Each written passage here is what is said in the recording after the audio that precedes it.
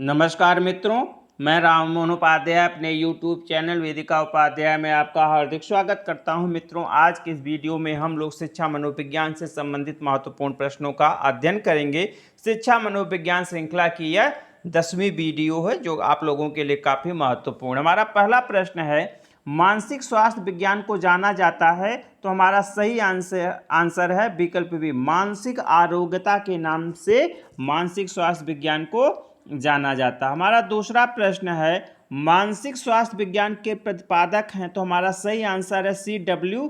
Bears मानसिक स्वास्थ्य विज्ञान के प्रतिपादक माने जाते हैं। हमारा अगला प्रश्न है, a mind that founts itself किस मनोवैज्ञानिक की पुस्तक है, तो हमारा सही आंसर है C.W.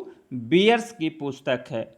हमारा अगला प्रश्न है, मानसिक स्वास्थ्य विज्ञान आंदोलन का प्रारंभ किस मनोवैज्ञानिक ने किया था, तो हमारा सही आंसर है विकल्प ए, C.W. बीयर्स। C.W. बीयर्स ने ही जो है मानसिक स्वास्थ्य विज्ञान के आंदोलन का सूत्रपात किया था। हमारा अगला प्रश्न है, मानसिक आरोग्यता शब्द का प्रयोग सर्वप्रथम किया था, तो हमारा सही आंसर है विकल्प बी, एडोल्फ मायर। एडोल्फ मायर ने जो है सबसे पहले मानसिक अयोग्यता शब्द का प्रयोग किया था। मेंटल हाइजीन शब्द का प्रयोग किसने किया था सबसे पहले? एडोल्फ मायर ने। हमारा अगला प्रश्न है, मित्रों आगे बढ़ने से पूर्व आपसे अनुरोध है, वीडियो को देखने के पश्चात चैनल को सब्सक्राइब, वीडियो को लाइक एवं शेयर अवश्य करें, साथ ही साथ बेल आइकन को भी प्रेस करें, जिसके माध्यम से आने वाले वीडियो का नोटिफिकेशन आपको समय से प्राप्त हो जाए। सर्वप्रथम 1908 में मानसिक आरोग्य संघ की स्थापना कहाँ हुई थी, तो हमारा सही आंसर है विकल्प डी, अमेरिका में। सर्वप्रथम मानसिक आरोग्य संघ की स्थापना 1908 में अमेरिका में हुई थी। हमारा अगला प्रश्न है, मानसिक आरोग्यता का अर्थ है मानसिक स्वास्थ्य के नियमों की खोज करना तथा उसे बनाए रखना, तो यह ड्रेवर की परिभाषा है, ठीक है। तो हमारा सही आंसर है विकल्प बी, यह ड्रेवर की परिभाषा है। हमारा अगला प्रश्न है, निम्न में से कौन मानसिक आरोग्यता का उद्देश्य है, तो पहला है मानसिक स्वास्थ्य की रक्षा करना, यह है। दूसरा है मानसिक रोगों तथा विकारों की रोकथाम करना, यह भी है। तीसरा है मानसिक रोगों का उपचार करना, यह भी है। तो विकल्प डी, उपर्युक्त सभी हमारा सही आंसर है। हमारा अगला प्रश्न है, मानसिक आरोग्यता का संबंध मानसिक स्वास्थ्य को बनाए रखने तथा मानसिक असंतुलन को रोकने से है, यह परिभाषा किस मनोवैज्ञानिक ने दी है, तो विकल्प बी हमारा सही आंसर है, यह परिभाषा हेडफील्ड के द्वारा दी गई है। हमारा अगला प्रश्न है, निम्न में से कौन अच्छे मानसिक स्वास्थ्य का लक्षण है, तो पहला है संवेगात्मक परिपक्वता, तो यह सही है। जो मानसिक रूप से स्वस्थ व्यक्ति होता है उसमें सांवेगिक परिपक्वता या स्थिरता पाई जाती है। दूसरा है निर्णय करने की योग्यता, यहाँ पे योग्यता हो गया है, तो योग्यता, यह भी सही है। तीसरा है वास्तविकता की स्वीकृति, यह भी सही है। विकल्प डी, उपर्युक्त सभी हमारा सही आंसर है। हमारा अगला प्रश्न है, निम्न में से कौन अच्छे मानसिक स्वास्थ्य के लक्षण नहीं है, तो पहला इसमें संतुलित एकीकृत तथा समन्वित विकास, यह तो है। दूसरा है समायोजन का अभाव, यह नहीं है। जो मानसिक रूप से स्वस्थ व्यक्ति होता है उसका समाज में समायोजन बहुत ही अच्छा होता है, तो विकल्प भी हमारा सही आंसर। हमारा अगला प्रश्न है, निम्न में से कौन से मनोवैज्ञानिक समायोजन की प्रक्रिया को यांत्रिक रूप से देखते हैं, तो हमारा सही आंसर है समायोजन की प्रक्रिया को यांत्रिक रूप से देखने वाले मनोवैज्ञानिक वाटसन, स्किनर और पावलोव सभी लोग हैं, तो विकल्प डी हमारा सही आंसर है, उपर्युक्त सभी। हमारा अगला प्रश्न है, निम्न में से कौन से मनोवैज्ञानिक समायोजन जटिल एवं गत्यात्मक प्रक्रिया के रूप में स्वीकार करते हैं, ठीक है। तो फ्रायड ने भी ऐसा किया है, फ्रायड, यूंग और एडलर सभी ने किया है, तो विकल्प डी हमारा सही आंसर है।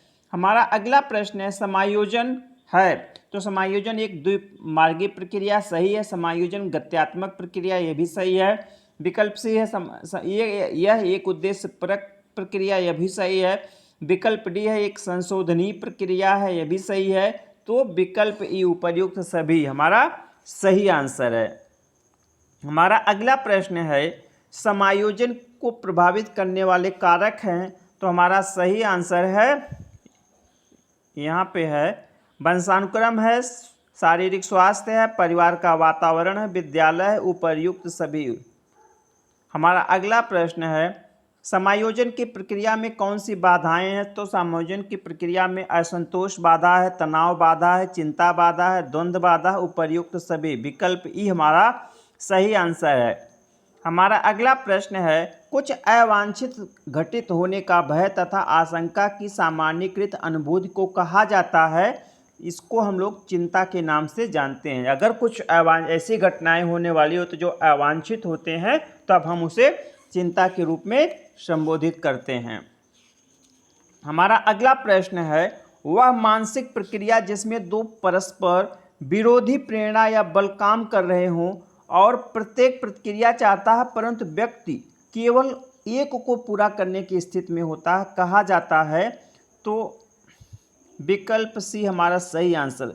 द्वंद्व एक ऐसी प्रक्रिया होती है जिसमें जो है दो समान लक्ष्य होते हैं और व्यक्ति किसी एक लक्ष्य को ही प्राप्त कर सकता है, तो ऐसी सिचुएशन में जो है द्वंद्व उत्पन्न होता है या उसी को हम द्वंद्व कहते हैं, तो विकल्प सी हमारा सही आंसर है। हमारा अगला प्रश्न है जब कोई व्यक्ति अपने उद्देश्य पूर्ति के मार्ग में आई हुई बाधा को दूर नहीं कर पाता है तो वह बाधा निराकरण के लिए कोई अन्य मार्ग खोजता है एवं उसके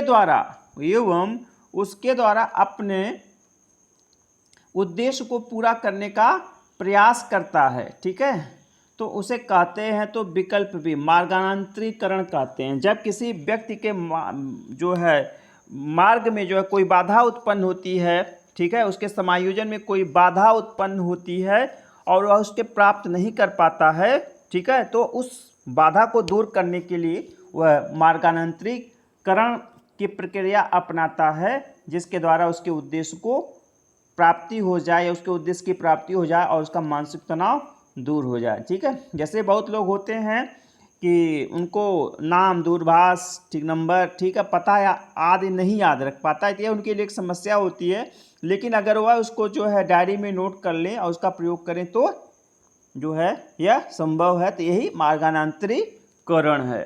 हमारा अगला प्रश्न है निम्न में से कौन से समायोजन की विधि है, तो हमारा अगला है विकल्प ए शोधन जो है मार्गांतरीकरण की एक विधि है। दूसरा परावर्तन, तो परावर्तन भी एक विधि है। तीसरा है तादात्म्य स्थापित करना, यह भी जो है सही है। अगला है औचित्य स्थापन, यह भी सही है। तो हमारा सही आंसर है विकल्प ई उपर्युक्त सभी। हमारा अगला प्रश्न है सेखी बघाड़ना निम्न में से किसका रूप है, तो जो सेखी बघाड़ने की जो प्रक्रिया होती है वह उसको प्रक्षेपण कहा जाता है। बेसिकली क्या होता है, जब कोई व्यक्ति अपनी असफलता का दोष जो है वातावरण या अन्य पदार्थों या व्यक्तियों के सिर पर डाल देता है, तो वो प्रक्षेपण की प्रक्रिया होती है, ठीक है। जैसे मान लीजिए कोई व्यक्ति जो है चयनित नहीं हुआ किसी नौकरी में या अयोग्य घोषित कर दिया गया, तो वह कहता है अरे कुछ नहीं, तो वहाँ पे बहुत पक्षपात है या मैं तो ये नौकरी ही नहीं करना चाहता था, तो माता पिता के कहने से मैं वहाँ चला गया था, ठीक है। हमारा अगला प्रश्न है दूसरों पर अपनी भावनाओं को आरोपित करने की क्रिया को कहते हैं, अभी मैंने आपको ऊपर बताया है, उसको हम लोग प्रक्षेपण के नाम से जानते हैं। हमारा अगला प्रश्न है रोरसा स्याही धब्बा परीक्षण में सम्मिलित है। रोरसा स्याही धब्बा परीक्षण में सम्मिलित है, तो जो रोरसा स्याही धब्बा परीक्षण होता है उसमें 5 काले सफ़ेद एवं 5 बहुरंगी कार्ड होते हैं, तो विकल्प सी हमारा सही आंसर है।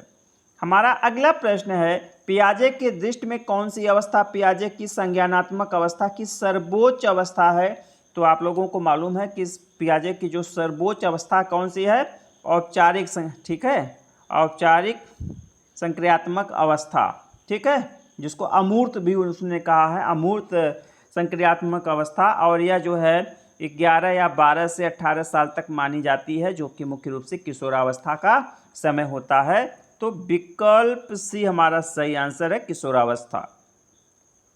हमारा अगला प्रश्न है, गयने के अधिगम सोपान में निम्न में से क्या अधिगम का उच्चतम सोपान है? तो मैंने आपको कई बार बता चुका है, समस्या समाधान अधिगम इसका उच्चतम सोपान है। विकल्प डी हमारा सही आंसर है। हमारा अगला प्रश्न है, जब व्यक्ति अपने मूल लक्ष्य तक पहुंचने में असमर्थ रहता है तो वह उस लक्ष्य से लगभग मिलता जुलता कोई अन्य लक्ष्य चुन लेता है। ठीक है, उस लक्ष्य से मिलता जुलता कोई अन्य लक्ष्य चुन लेता है जो सरलता से पूरा हो सके, जो सरलता से पूरा हो सके, तो उसे कहते हैं, ये आंसर है विकल्प बी प्रतिस्थापन। प्रतिस्थापन जो है इसका सही है आंसर। इसमें जब भी कोई व्यक्ति होता है, ठीक है, कितना भी वह प्रयास कर ले, ठीक है, लेकिन वह अपने मूल लक्ष्य तक, अपने उद्देश्य की प्राप्ति में असमर्थ रहता है, तो उसी प्रकार से वह लगभग जो है मिलता जुलता कोई कार्य करता है, ऐसा कार्य करता है जो सरलता से पूरा हो सके। मान लीजिए जैसे उससे उसका कुछ तनाव कम हो जाता है। जान लीजिए कोई व्यक्ति जो है विश्वविद्यालय में प्रोफेसर बनना चाहता है, लेकिन वह विश्वविद्यालय में प्रोफेसर नहीं बन पाता है, तो प्राइमरी स्कूल का शिक्षक बनकर ही जो है अपने कामना की आंशिक पूर्ति कर लेता है। इसी को प्रतिस्थापन के नाम से जाना जाता है। तो मित्रों, इस वीडियो में मैंने कुल 26 प्रश्नों को रखा था जो कि आपके परीक्षा के दृष्टि से काफ़ी महत्वपूर्ण है। आप इस वीडियो को ध्यानपूर्वक देखिएगा और इसे अधिक से अधिक अपने मित्रों को भी शेयर कीजिएगा। आप सभी को सुनने के लिए बहुत बहुत धन्यवाद। नमस्कार।